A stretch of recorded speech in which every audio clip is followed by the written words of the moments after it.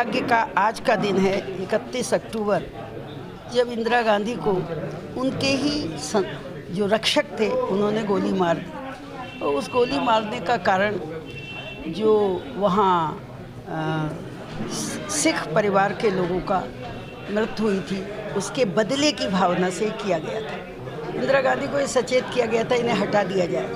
उन्होंने कहा नहीं, मैं सांप्रदायिक भेदभाव नहीं कर सकती हूँ, हटने नहीं दिया था। खैर जो भी था, दुखद दिन था, बलिदान दिया उन्होंने। आज जो इंदिरा गांधी, जवाहरलाल या इन लोगों के लिए कहते ऐसे बलिदान, राजीव गांधी की तो किस उम्र में हत्या कर दी गई, लिट्टे के माध्यम से, कि आपने अपनी सेना हमारे यहाँ वहाँ सेना भेजी थी हिंदुस्तान की। तो इस तरह भारी बलिदान कांग्रेस के लोगों ने दिया, देश की आज़ादी में तो दिया ही, उसके बाद भी दिया। तो आज इंदिरा गांधी का बलिदान दिवस, अवसान दिवस है, तो इसे याद करना ही चाहिए और नई पीढ़ी को लिटरेचर भी पढ़ना चाहिए। ये मुझे लगता है शायद सेवा दल ने बंटवाया है, शायद सेवा दल के माध्यम से बंटाया। अच्छी बात है, देख रही हूँ मैं। तो यही, और सरदार वल्लभ भाई पटेल ने जो देश में इतनी अखंडता, एकता और तमाम राज्य सम्मिलित हो गए, ये उनका बहुत बड़ा योगदान था।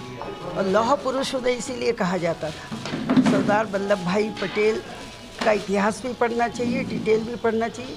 धैर्य नहीं, वो ये जानते थे बलिदान से ही हमारा देश आज़ाद होगा, तब तक देश आज़ाद नहीं हुआ। तो आज़ादी के ये सब महानायक थे, इन्हें हमें प्रणाम करना चाहिए। हमारी नई पीढ़ी को इनका इतिहास जानना चाहिए। इनका जन्म दिवस, अवसान दिवस, दोनों समय पे इन्हें याद करना चाहिए। तो आज जन्म दिवस का दिन है सरदार पटेल का। अब मोदी जी के पास अपना तो कोई इतिहास है नहीं, तो पटेल को गुजराती होने के नाते पकड़ लेते हैं, महात्मा गांधी को भी गुजराती होने के नाते पकड़ लेते हैं। लेकिन ये सब कांग्रेस के महान नेता रहे हैं।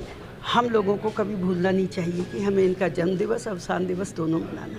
मैडम, इसके अलावा प्रदेश प्रभारी की बैठक से भी आप आई हैं, किस तरह की बैठक में चीज़ें रहीं जिससे सरकार के खिलाफ भी आंदोलन होंगे, आने वाले टाइम में पार्टी को भी और मजबूत किया जाएगा? जी हाँ, प्रभारी हमारे एमएलए रह चुके हैं दिल्ली से, समझदार दिखाई दिए और एक 2 बजे रात तक सबको सुना। जिसने शिकायत कर दी हमें भी सुनिए, कहा आप दिल्ली आके भी सुना सकते। तो उन्होंने यहाँ का सार जानने की कोशिश की है क्या, और मेरा ख्याल है वो बहुत संतुष्ट होकर गए होंगे।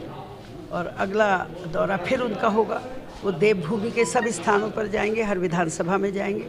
अब दूसरी बार में पहले कुमाऊं मंडल की ओर अपना रुझान करेंगे। हम ही लोग कार्यक्रम बना के देंगे।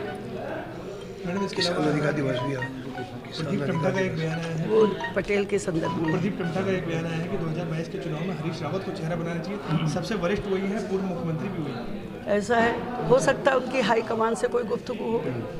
यहाँ तो सब हाईकमान से तय होता, वही होता।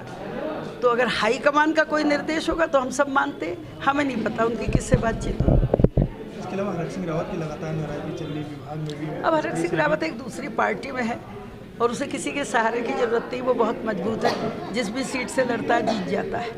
वो जीता हुआ, उस पर दांव तभी लोग लगाते हैं, वो सब जगह से जीतता है। तो हरक सिंह रावत